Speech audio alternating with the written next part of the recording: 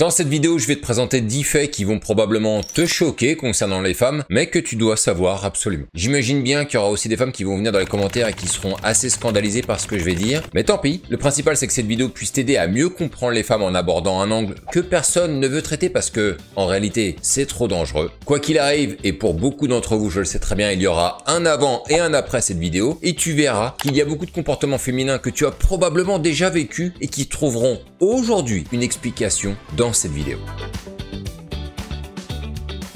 Numéro 1, les femmes ne prennent pas le sexe autant au sérieux que les hommes. Et si je te dis ça, c'est parce que pour avoir eu plusieurs conversations avec des femmes, tu te rendras compte que pour elles, le sexe est important, oui, bien sûr, mais il est rarement placé en première position si elles doivent donner leurs critères d'une bonne relation avec un homme. Et c'est là qu'on se rend compte qu'il y a une énorme différence de perception de ce qu'est le sexe entre les femmes et les hommes. Pour les hommes, et je parle au global, je généralise un petit peu, si tu demandes ce qui est important dans ce qu'une femme idéale serait pour lui, automatiquement tu vas avoir le fait qu'elle baisse bien en première ou deuxième position. C'est sûr. Étant donné que les hommes ont un rapport au sexe très important, si jamais ils tombent sur une femme qui a un faible appétit sexuel ou qui fait l'étoile de mer, j'en ai déjà rencontré quelques-unes, ça veut dire qu'il va devoir scoltiner ça durant tout le temps de la relation et il va finir par plus ou moins rapidement ronger son frein si sa femme ne le satisfait pas. Un homme qui est avec une femme qui fait bien l'amour, qui le contente à ce niveau-là, il aura une énorme satisfaction. Alors que quand tu interroges les femmes sur ce qu'elles vont mettre en top position de ce qu'elles attendent le plus de la part d'un homme, ce n'est pas la même chose. Ce sera plutôt la gentillesse, l'attention, s'il la fait rire, s'il la comprend, s'il la soutient. En gros, elles auront un besoin beaucoup plus émotionnel avec les hommes. D'ailleurs, il n'y a pas très longtemps, j'ai discuté avec plusieurs femmes et quand elles m'ont donné leur top 3 de ce qu'elles attendaient le plus de la part des hommes, elles m'ont donné ces critères émotionnels que je viens tout juste de t'expliquer à l'instant.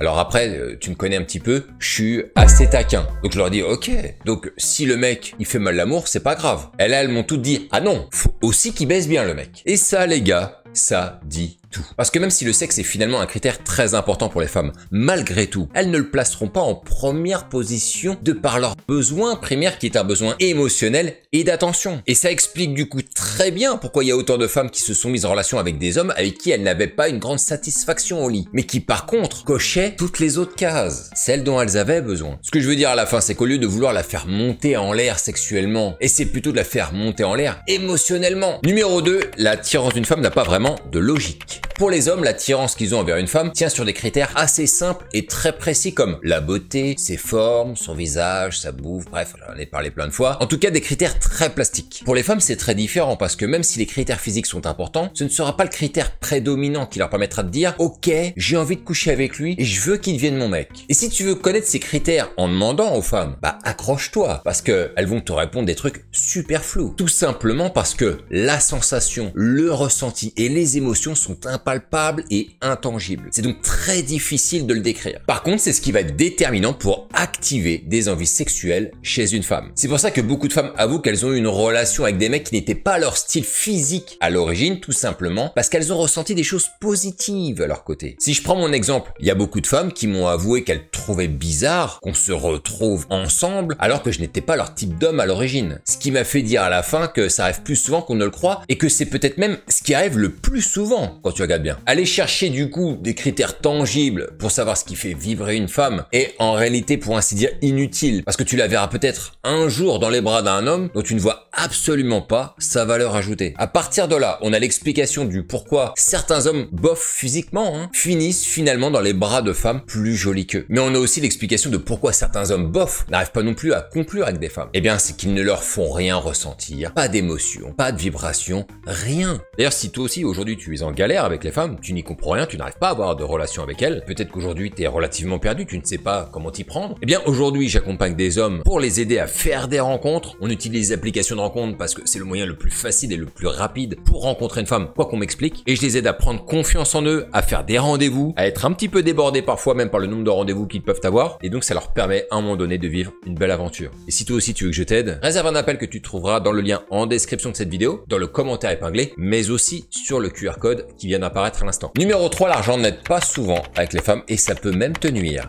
Oui. Et pour bien comprendre ça, il va falloir faire une distinction entre le fait d'être un provider et le fait d'être considéré comme un amant. Et si je fais cette distinction, c'est parce que pour ceux qui ont eu le sentiment de se faire avoir par des filles où l'argent avait eu une place assez importante, eh ben c'est parce qu'elles vous voyaient plus comme un portefeuille qu'autre chose. Et c'est bien là tout le problème, les gars. Parce qu'à partir de là, ces mecs qui ont vécu ça, peut-être toi, c'est que vous n'avez jamais été perçu comme un amant ou un amoureux, un petit copain, voire même un mari potentiel, mais seulement comme un mec qui peut subvenir à des besoins primaires ou matériels. Et si je dis ça, c'est que ceux qui ont vécu ce genre de scénario ne se sont généralement pas posé la question de ce qu'il représentait aux yeux de cette femme. Suis-je son amant ou juste une vache à lait? Suis-je un apport matériel ou émotionnel et sentimental? Suis-je une table ou une commode? Toutes ces questions, faut se les poser, les gars. Et en grande majorité, les femmes ne veulent pas d'un provider à l'état pur. Elles veulent un amant. Un amant qui, s'il peut avoir aussi une bonne assise financière, sera évidemment bien mieux parce que au moins là, elles savent qu'elles peuvent aimer quelqu'un qui ne se retrouvera pas dans l'échec s'il gagne bien sa vie et potentiellement cela lui permettra d'avoir, avec un peu plus de chance, une vie plus facile pour le couple. Voilà, on est bon. Mais le fait d'avoir de l'argent en l'état ne séduit pas particulièrement les femmes, surtout si elles se le prennent en pleine tronche. Plusieurs femmes m'ont témoigné avoir rencontré des mecs assez fortunés, mais leur rapport à l'argent, à ces gars, au monde et leur conception de la relation ne les séduisait pas du tout. La plupart des femmes aspirent à rencontrer un homme équilibré et simple dans son rapport au monde et aux autres. Sauf qu'un homme qui a de l'argent a souvent trop tendance à l'afficher en premier lieu dans le but de l'impressionner, alors que ça donne l'effet inverse. Généralement, quand tu étales ton argent, si la fille décide de continuer, c'est plus pour profiter de ton côté provider et non pour véritablement trouver un amant. T'auras donc pas le statut de confident, de celui avec lequel elle veut se blottir dans les bras le soir. Tu ne seras pas non plus celui avec qui elle aura envie de faire l'amour. Donc contrairement aux idées reçues des personnes qui n'ont pas d'argent et qui s'imaginent tout un univers paradisiaque concernant le fait d'en avoir et les facilités que ça peut produire, c'est généralement plus un handicap qu'autre chose pour bâtir une relation centrée sur les sentiments et les émotions. Et c'est quelque chose qu'elles recherchent. Numéro 4, les femmes ne choisissent pas le meilleur partenaire, mais le plus pratique. Je vais vous dire un truc, il m'est souvent arrivé de rencontrer des femmes qui ont finalement fait le choix de ne pas prolonger avec moi, non pas parce que je n'étais pas le meilleur partenaire à leurs yeux, mais parce que je n'étais pas le plus pratique. Je vais m'expliquer là-dessus. Une femme, elle peut très bien choisir de se lancer avec un homme parce qu'il réunit des conditions pratiques plutôt que parce qu'il peut lui procurer. Combien de femmes ont fait leur vie avec un homme qui n'était pas celui avec qui elle rigolait le plus, avec qui elle vibrait le plus, mais parce que il avait une certaine stabilité dans sa vie. Elles ont choisi ce qui leur a semblé être un bon parti à ce moment-là, c'est tout. Et à titre personnel, j'ai rencontré un certain nombre de femmes qui ont passé de très bons moments avec moi sur le plan émotionnel et sexuel même. Mais comme j'ai dégagé une certaine insécurité dans mon comportement, c'est-à-dire trop fluide avec les femmes et les gens en général, instable sur le plan professionnel à ce moment de ma vie où je les ai rencontrées, trop insaisissable aussi pour elles, et tout ça a généré trop d'inconfort pour se lancer dans du sérieux avec moi, alors qu'on passait d'excellents moments. Mais mon problème à ce moment-là, c'est que je manquais de praticité. Et ces femmes-là ont préféré soit retourner avec leur ex qui, même s'il était loin d'être parfait et qui remplissait évidemment pas toutes les cases, voire même beaucoup moins que moi, mais qui restait malgré tout le partenaire le plus sécurisant, le plus pratique. C'est d'ailleurs pour ça qu'au bout d'un moment, dans la vie de beaucoup de femmes, elles ne peuvent s'empêcher de repenser à ce mec qu'elles avaient rencontré et qu'elles regrettent au final de ne pas avoir été plus loin avec lui au profit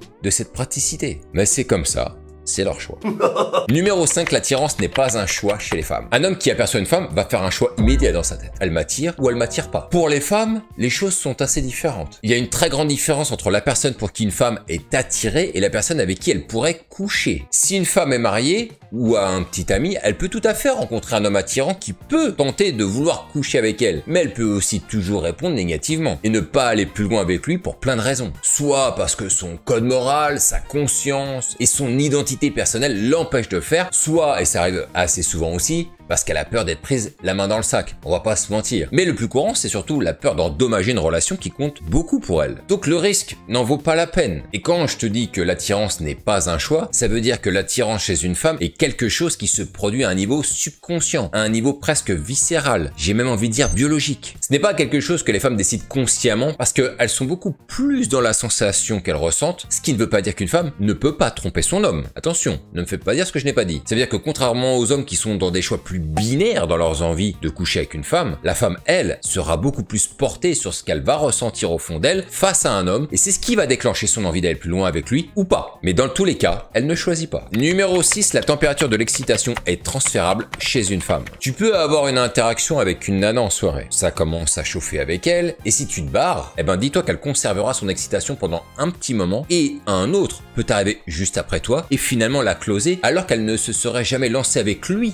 en temps normal. Mais comme tu l'as chauffé juste avant, elle conserve encore un temps cette excitation qui peut profiter à un autre. On l'a vu plein de fois quand on est sorti. Combien de fois en club j'ai eu des conversations avec des femmes où la tension montait bien comme il faut, sauf que le timing était un petit peu trop tôt, ce qui faisait que ça ne pouvait pas aller plus loin à cet instant précis. 2 heures plus tard, je reviens la voir et tout à coup, tout est soudainement plus simple. Et ça se conclut sur la piste de danse en 2 minutes. Je l'ai vécu plein de fois. Ou pire, cette fille que tu pensais difficile à choper, même si ça commençait à bien partir, mais c'était mal embringué, elle se fait finalement embrasser 2 heures plus tard par un gars complètement random. Et là, tu dis, mais comment c'est possible? Eh bien, c'est parce que lors de la première interaction, j'avais fait monter la température, mais elle ne pouvait pas monter plus haut à cet instant. Il y avait comme un plafond de verre. Sauf que comme elle a gardé cette température, plus tard, une personne a su saisir sa chance et finalement la choper. Alors, on est d'accord, hein, les gars, c'est totalement injuste quand tu t'aperçois que t'as bien préparé le terrain pour d'autres, sauf que ça peut aussi t'arriver à toi, et quand ça t'arrive, là, t'es content. C'est pour ça que quand vous allez en soirée et que vous faites des interactions avec des femmes, revenez toujours plus tard, même si ça s'est pas toujours très bien passé avec elles. On ne sait jamais, t'as pu faire monter la température et peut-être que quelques heures, quelques minutes plus tard, ça se passe beaucoup mieux parce que de toutes les manières, si elle a été un peu excitée par vous, elle conservera son excitation. Numéro 7, les femmes sont hypersensibles à la preuve sociale et à la preuve sexuelle. Concernant la preuve sociale, les femmes sont beaucoup plus susceptibles de croire ce qui est dit à propos d'un homme par d'autres personnes, les médias ou le monde en général, hein, extérieur, plutôt que par l'homme lui-même. Et ça, c'est dans le positif comme dans le négatif. La raison, c'est parce qu'il est plus facile de se vanter de soi-même que de faire en sorte que le monde vous vante. Je me souviens d'une nana au boulot qui me montrait très clairement son attirance envers moi, ce qui mettait d'ailleurs assez mal à l'aise mes collègues de l'époque. Et je me souviens qu'à un moment donné, elle m'avait fait la remarque que j'étais souvent entouré de femmes et qu'il y avait une sorte de réputation d'ailleurs qui traînait autour de moi dans la boîte. Réputation, les gars, totalement incontrôlée de ma part. Ouais, ça doit être ça. Ouais. Mais je l'ai aussi vécu dans le sens contraire dans d'autres boîtes, où j'ai vécu une véritable vendetta sur ma tronche de la part de certaines femmes qui avaient réussi à rallier d'autres femmes à leur cause en propageant des fausses informations à mon propos dans le but de me détruire. La preuve sociale venant d'autres femmes est particulièrement forte, il faut le savoir les gars. Si une copine encourage une femme à sortir avec un homme ou dit quelque chose de gentil à son sujet, cela peut changer radicalement la décision de la femme et la rendre disposée à avoir des relations sexuelles avec ce mec. Pour la preuve sexuelle, une femme peut avoir envie de coucher avec un mec parce que des copines lui ont dit que par exemple c'était un bon coup. Ça s'est déjà vu. Je me rappelle d'une nana qui voulait en découdre avec moi parce qu'elle savait que j'avais couché avec une fille qu'elle connaissait très bien et elle avait envie de savoir. Elle avait envie de goûter. Elle veut, hein. Elle veut, ça se voit, elle veut. Tout ça pour dire les gars que ça sert à rien de se vanter concernant vos réussites personnelles, professionnelles ou sexuelles parce que ça aura un effet beaucoup plus repoussant qu'attirant. Donc les gars, arrêtez de dire aux nanas, je vais te faire monter en l'air. C'est pas en annonçant quelque chose qui va d'ailleurs probablement pas se produire que ça va faire changer les choses. Numéro 8, il n'existe pas de femmes qui sont des 10 sur 10. Une 10 sur 10, c'est juste une 7 sur 10 qui fait des efforts. Le mythe des 10 sur 10 les gars n'existe pas. Il fallait que ce soit dit un jour, j'ai choisi cette vidéo. La vérité c'est que n'importe quelle femme au monde, tu la vois le matin, tu te demandes parfois si c'est la même femme. Regarde, il y a qu'à voir Charlize Theron, l'actrice, qui est factuellement une très belle femme, mais en fonction des rôles qu'elle a, elle peut être une des plus belles femmes du monde, comme très moyenne en fonction de la façon dont elle est mise en valeur. Et il faut savoir que les femmes physiquement parfaites sont hyper rares, et en plus, ça dépend des goûts de chacun. Hein. Toutes les femmes n'ont pas la même note en fonction des mecs. Hein. En tout cas, dites-vous toujours un truc hyper important, c'est qu'une belle femme que tu croises, elle va perdre facilement 3 points quand tu la vois au réveil avec les cheveux en pétard. Donc si jamais tu sens une certaine appréhension avant d'aller aborder une femme, bah t'as qu'à juste l'imaginer comment elle serait au réveil, et tu vas voir que ça va être plus facile après. Numéro 9, les femmes n'aiment pas le sexe conventionnel. J'ai eu récemment une conversation avec plusieurs femmes, et elles étaient toutes unanimes pour dire un truc très simple, c'est que avoir des rapports sexuels au moment où on va se coucher le soir est d'un ennui terrible. Elles aiment quand c'est improvisé et quand ça se passe n'importe où, même à l'extérieur. Il y en a beaucoup qui aiment le faire dans des endroits plutôt insolites et risqués. Plus c'est palpitant, plus c'est excitant. Je me suis rendu compte au fur et à mesure du temps que lorsque je demandais aux femmes quels étaient leurs plus gros fantasmes, et je t'encourage à faire ce test aussi, eh ben la plupart d'entre elles me répondaient toujours la même chose. Elles aiment le faire dans des endroits insolites. Ça veut dire en voiture, en forêt, dans une cabine d'essayage, bref, vivre une situation excitante où on risque de se faire prendre. Franchement les gars, vous n'imaginez pas à quel point le faire dans une situation insolite ou risquée est quelque chose qui est demandé par une majorité de femmes. Alors évidemment, il y a peu de chances qu'elles qu'elle le fasse avec un mec qu'elle connaît à peine, ça c'est sûr. Ce genre de situation, ça arrive surtout après que t'aies déjà eu, on va dire, du sexe conventionnel au moins une fois avec elle, parce que c'est beaucoup plus rare que ça arrive sur une première rencontre. Ça arrive parfois. Je l'ai vécu, mais c'est beaucoup plus rare. En tout cas, si c'est ça qu'elles veulent, eh ben je vois pas pourquoi il faudrait pas leur apporter du bonheur à ce niveau-là. Numéro 10, celui-là va faire très mal. Les femmes ne savent pas se servir d'un sexe masculin. En fait, le souci, c'est que les hommes ont souvent tendance à croire que les femmes savent tout mieux faire que les hommes sur le plan sentimental. Moi-même, je pensais ça à l'époque. Je pensais qu'elles savaient mieux ce qu'il fallait faire pour faire un bon rendez-vous, qu'elles savaient s'y prendre pour embrasser, et qu'elles savent mieux s'y prendre que nous en termes de sexe. Là, franchement, je vous le dis, au fil de mes rencontres, je me suis rendu compte qu'en termes de sexe, il y en a beaucoup d'entre elles qui n'ont pas tant de connaissances que cela, y compris sur elles-mêmes, ce qui est encore plus dramatique. Et je dirais même qu'elles n'ont pas forcément la curiosité non plus de bien s'y prendre. Si tu regardes bien, va sur YouTube et tu vas te rendre compte qu'il y a beaucoup de contenu sur comment faire jouer une femme, comment la faire squirter, comment la toucher,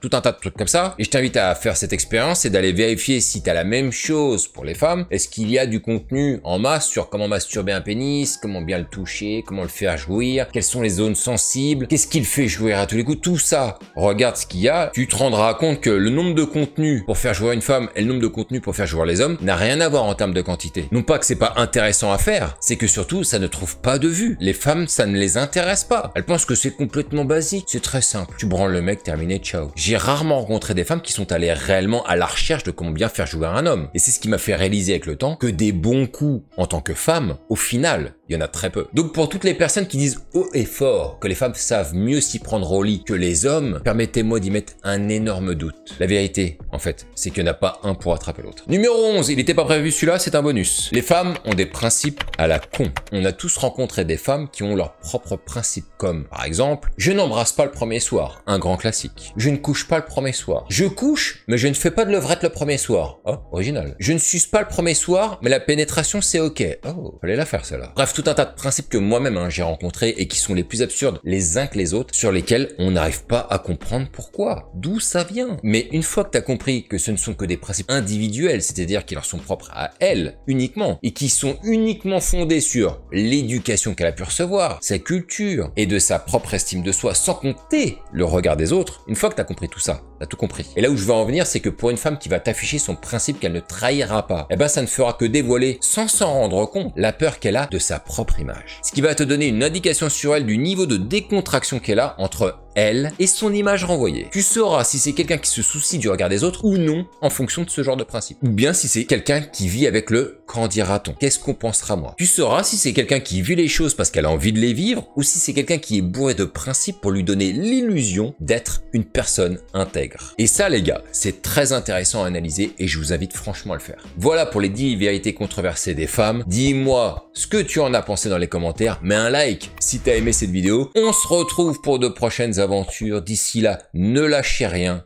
et vive ce putain de game.